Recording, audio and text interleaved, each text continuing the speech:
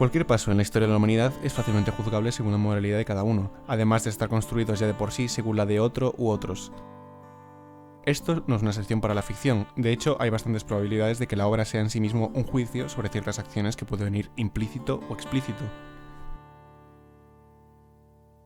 Cuando el cerebro se desarrolla lo suficiente como para poder reflexionar sobre cosas trascendentales o no útiles a nivel de supervivencia y el desarrollo de las comunidades permitió el tiempo libre, las actividades creativas florecieron a un nuevo nivel, generando ficción y representación.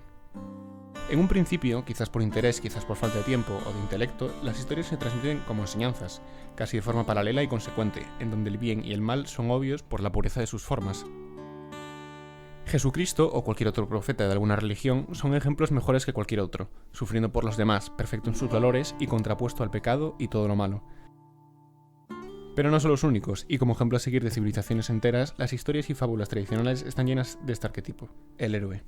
El mío Cid o Hércules son un ejemplo, muchas veces pueden cometer errores, pero casi siempre son derivados de alguna tentación o maldición exterior, injusticias que nuestro héroe enmendará.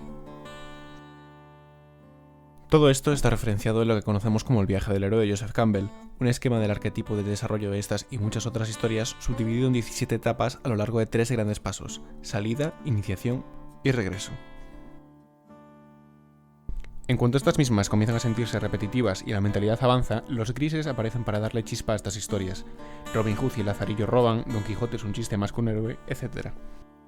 El pesimismo y el realismo invaden la Edad Media para dejar su huella, dando una nueva dimensión para estas enseñanzas, tomar el punto de vista de lo erróneo para comprenderlo o ver lo oscuro de nuestra propia sociedad, justificando acciones que pensamos de primeras como negativas, solo por autodefensa, por un bien mayor u otra razón. A su vez, la evolución de los personajes, minando el conservadurismo clásico y mostrando correcciones en los propios héroes, toma su importancia. La duda toma su importancia. Esto dará paso a las novelas de aprendizaje o Bildungsroman de principios del romanticismo, una forma más del viaje del héroe pero a nivel interior, donde la evolución es lo principal sin dependencia de la aventura. Esta está comúnmente esquematizada según el aprendizaje de juventud, los años de peregrinación y por último el perfeccionamiento. ¿Nos suena, no? Y por último pasaríamos a la contemporaneidad, donde lo único que queda por caer es la propia realidad, las leyes que hemos construido para protegernos y facilitarnos, aunque ya llevasen haciéndolo muchos años y otra gente se hubiese adelantado su tiempo, como siempre pasa. Pero antes que nada cabe mencionar la gran obviedad de que esta evolución no significa exclusión. Podemos seguir viendo modelos heroicos perfectos hasta el día de hoy en libros o películas. En este caso, da lo mismo. El Señor de los Anillos, donde en ningún momento se pone en duda algunos personajes como Gandalf o Aragorn, a su vez entremezcla un viaje del héroe con grises, Frodo, y representaciones de la corrupción del bien, Saruman. Por otro lado, las propias Bildungsroman darían claramente lugar a las películas de introspección y exploración de la psicología, pudiendo hilarse hasta el surrealismo, como puede ser la filmografía completa de Ingmar Bergman o muchos otros. O, por otro lado, las conocidas como Coming of Age, donde personajes de edades tempranas o de cambio aprenden a, básicamente, vivir de alguna forma, como puede ser Lady Bird, Boyhood, entre muchísimas otras. Todo esto abriría una puerta al error, a lo que consideramos moralmente erróneo o directamente maligno, que muchos autores decidirían abrir completamente. Los nuevos movimientos de principios de siglo como el realismo sucio o el surrealismo empezaría con lo que considerarían nuestros deseos y costumbres más dudosas, más deleznables, y tras la Segunda Guerra Mundial otros movimientos como el New Hollywood o la Nouvelle Vague lo traducen a nuestra vida común. Películas como ¿Quién voló sobre el nido del cuco?, basado en la novela del mismo nombre, cuyo protagonista es un delincuente reincidente con rasgos rebeldes y prepotente, que explora no solo las injusticias del sistema psiquiátrico estadounidense y la inepta gestión de esta, sino los límites tanto de nuestra empatía por un personaje carismático e increíblemente actuado por Jack Nicholson, como de nuestro rechazo a sus formas y las dudas sobre su pasado, además de la libertad en general y nuestra concepción sobre los padecimientos mentales. Y esto es una completa conjetura, pero yo noto que al mismo tiempo se conforma un arquetipo tan importante que será un modelo de casi un 100% de protagonistas modernos. El balance perfecto de todo lo que veníamos viendo hasta ahora, lo suficientemente lleno de grises y errores como para que sus debates se entretengan, sin tantos como para que nos genere rechazo, y al mismo tiempo carismático, que queramos verlo en pantalla, lo que conocemos como el majo, el graciosillo, un hombre, por supuesto, por simple fuerza y costumbre de la misoginia general. Y, perdonadme por lo que voy a decir, pero una de las figuras que más he invertido en este arquetipo es Woody Allen. The other important joke for me is one that's usually attributed to Groucho Marx, but I think it appears originally in Freud's Wit and its Relation to the Unconscious. And it goes like this, I'm paraphrasing. I would never want to belong to any club that would have someone like me for a member. A quien se le puede ver las costuras a lo largo de toda su filmografía, pero también la rareza y la razón por la que sigue teniendo obras tan aclamadas en general, a pesar de todo, es por la extraña habilidad que tienen obras como Annie Hall o Manhattan para reírse de sí mismo. Es un arquetipo que ha evolucionado desde aquí, añadiéndole un poco más de atractivo, limpieza de cara y un poco más de tontería hasta llegar a la mayoría de los protagonistas a día de hoy, personajes como Naruto, Son Goku o Bob Esponja.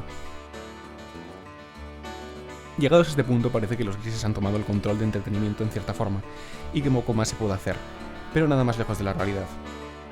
Sin irnos mucho más atrás en el tiempo que 10 o 20 años, podemos ver series como BoJack Horseman, Evangelion o Girls, que juegan con personajes cuyos traumas empujan y acostumbran a los errores, arrastrándolos por el fango y mostrándolos como realmente son, en todos sus rangos, en todo su espectro y de esta forma explorando diversos rasgos de nuestra propia psicología, por muy exageradas o irrealistas que puedan llegar a ser las situaciones. Si nos quedamos en las zonas grises de la duda, que se habían abierto a mediados del siglo pasado, encontraríamos ejemplos como La caza, donde la injusticia es la justificada y la duda es la norma. Y otras como Gone Girl, donde la moralidad de los protagonistas se ve invertida para jugar en lugares parecidos, personajes claramente egoístas por ambas partes, para tirarnos de un lado o a otro y hacernos reflexionar a la vez. Aunque ella siempre va a tener razón. Si continuamos con esta línea de confrontación directa, obras como Breaking Bad tuercen poco a poco el viaje del héroe que tanto conocemos. Acabamos con un villano que niega todo lo correcto por puro egoísmo. Sin embargo, lo hace de forma lenta y medida, toma nuestra empatía y expectativas en un primer paso con un protagonista mediocre en casi toda su vida, que poco se aleja del personaje anterior de Bryan Cranston, el padre de Malcolm in the Middle, y que muy a pesar de sus rasgos sobresalientes como la inteligencia, continúa teniendo que arrastrarse para poder sobrevivir, para poco a poco justificar de forma cada vez más pobre las elecciones que se ve obligado o cree que se ve obligado a tomar, transformando el bien común por el que se sacrifica un héroe por el egoísmo más puro de un villano, y todo delante de nuestros ojos y gracias a un guion no solo inteligente sino coherente con sus personajes, que llega a influir en el miedo que nosotros podemos sentir de nosotros mismos. Aunque crea que estos son nuevos caminos, estoy seguro de que no son los únicos, y más si tenemos en cuenta que me he centrado en el audiovisual. Cabe mencionar la exploración que se puede llevar a cabo fuera de este medio. Discos como Atrocity Exhibition de Danny Brown construyen una narrativa de exploración de los grandes errores a través de la experimentación del hip hop. O videojuegos, donde la interacción y nuestras propias elecciones influyen en la forma de ver la moralidad de una forma mucho más subjetiva y personal. Videojuegos como Undertale o Stanley Parable logran un sistema de moral que, aunque simple debido a las propias limitaciones de la programación, es consecuente hasta el final de la narrativa de las propias historias. U obras como Disco Elysium o Fallen New Vegas, donde la construcción del personaje y el roleo es el protagonista. La exploración depende de nosotros mismos. Son lo que conocemos como RPGs. Y como estos muchos otros que no tengo tiempo de mencionar y que invito no solo a consumir, sino a producir y reflexionar sobre sus grises. Dicho esto, muchas gracias por verme.